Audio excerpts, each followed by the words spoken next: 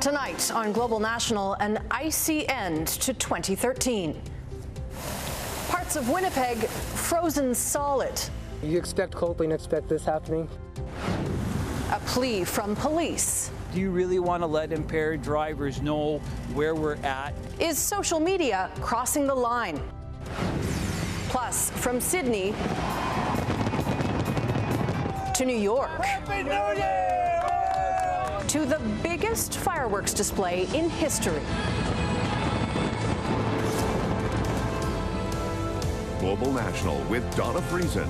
Reporting tonight, Robin Stickley. Hi there, good evening to you. Thank you so much for joining us.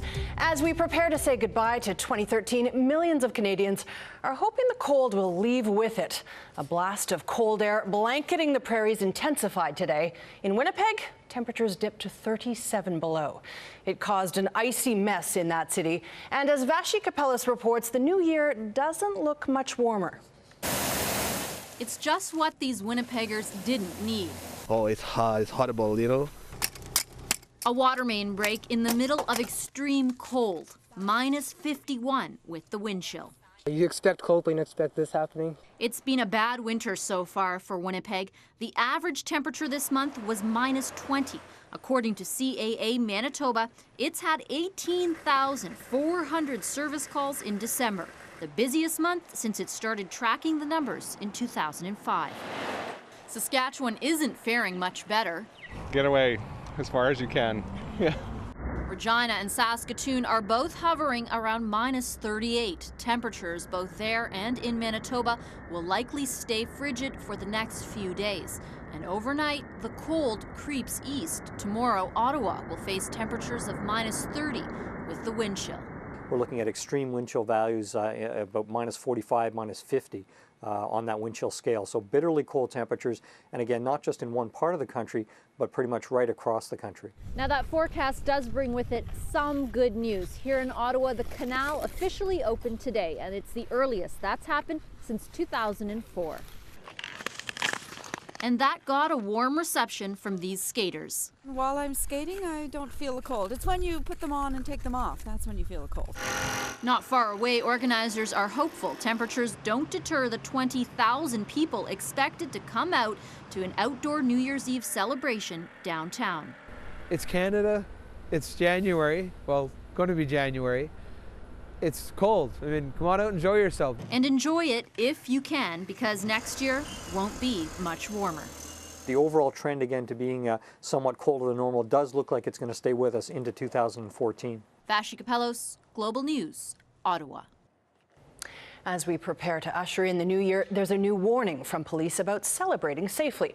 As always, they're asking for Canadians not to drink and drive.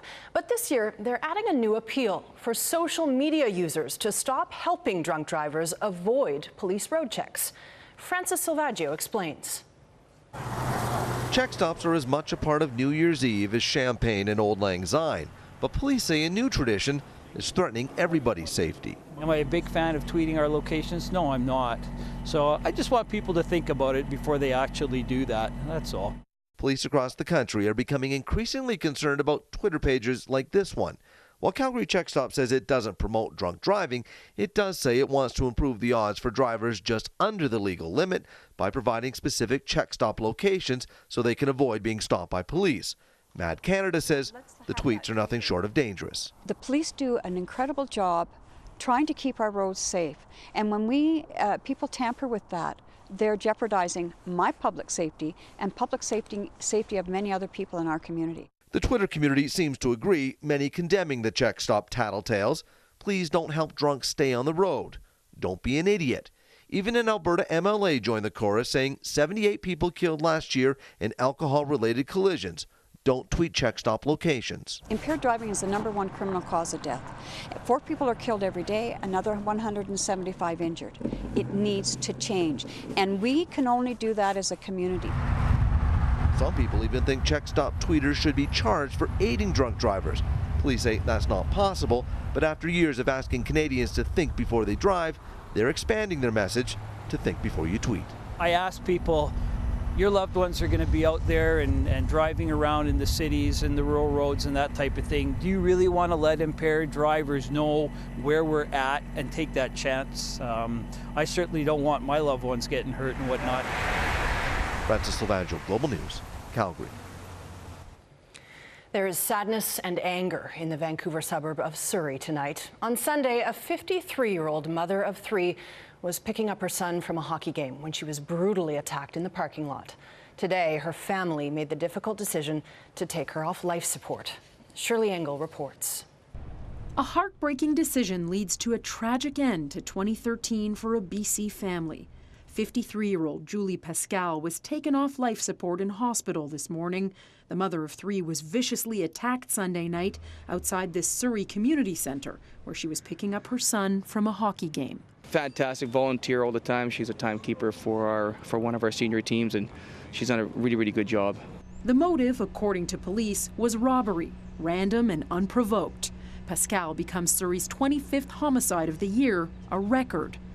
A woman in her 20s escaped after an eerily similar attack in the area just 2 weeks ago. The recent spike in violence sending a chill through the neighborhood. We used to have baby strollers lined up outside, and now we have drug dealers and prostitutes hanging around. Diane McDermott has been threatened by drug dealers in the past. She has now decided to close her doors after 26 years. We need police presence here, and we need some help big time, and we can't wait. This will be the 3rd closure in this mall. Police have stepped up security and patrols in the area until the perpetrator is caught and are poring over surveillance video. But staff at this animal hospital are still on edge. We have a security till midnight, but we need security more than, if we have a security 24 hours, that would be great. Even before this tragedy, Surrey's alarming murder rate prompted the mayor to launch a task force on drug and gang activity, even though violent crime rates in general are actually down. There are benefits that come out of these reviews. You begin to understand the relationship between the kind of rapid development that's taken place in municipalities like Surrey over the last few years, and the lack of effective social infrastructure that deals with the social problems that go along with that.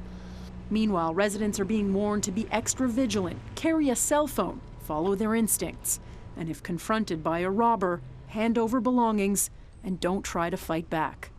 Shirley Engel, Global News. Crews in North Dakota are testing the air today after a train carrying crude oil derailed, causing an explosion and massive fire. It happened yesterday afternoon in the town of Castleton, about 40 kilometers west of Fargo. Nearby residents were evacuated, but nobody was hurt. The U.S. Transportation Safety Board is now investigating.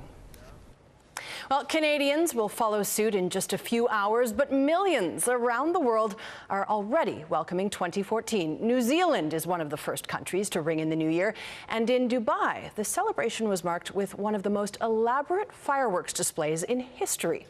Christina Stevens reports. Known for its glitz and glamour, Dubai didn't disappoint this New Year's Eve with a record-blasting pyrotechnic extravaganza. For 6 minutes, the city, known for being over the top, dwarfed every other display ever, launching nearly 500,000 fireworks from 400 different locations. The multi-million-dollar performance required 100 computers to synchronize the detonations. Still with out-of-this-world celebrations, Shanghai's waterfront danced with a lengthy light show. And Australians greeted 2014 with a fireworks display that lit up Sydney's iconic Opera House and Harbour Bridge. And in Antarctica, tourists and scientists trapped on a ship in the ice for more than a week wrote a song to celebrate the new year while they wait to be rescued. We're so bloody great, shameless, we're stuck here. 3, 2, 1. Meanwhile, the countdown is on to one of the most famous countdowns in the world, in New York, where 1 million people are expected to pack Times Square and 1 billion will watch on TV as the ball drops on the new year. Christina Stevens, Global News, Toronto.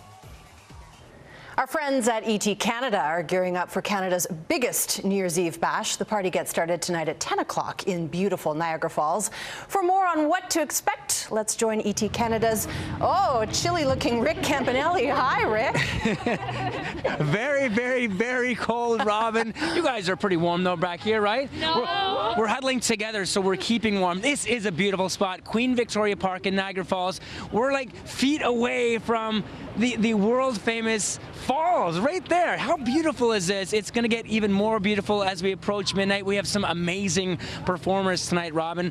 Our Lady Peace, actually from Vancouver, we're going to be doing their own party out there with Erin Sebula and Squire Barnes. But here in Niagara Falls, we have Serena Ryder, Sam Roberts Band, and somebody they call Demi Lovato. We saw them sound check yesterday. They all sound amazing. We forgot to mention one performer, though. Actually, I didn't forget. I was saving her till the end. A very special performance from Las Vegas, from Celine Dion. It's going to be incredible. It all starts out, like you said, at 10 o'clock, Robin. Rick, thank you so much. Stay warm out there. And to you and to the Demi fan club, we wish you a very happy New Year.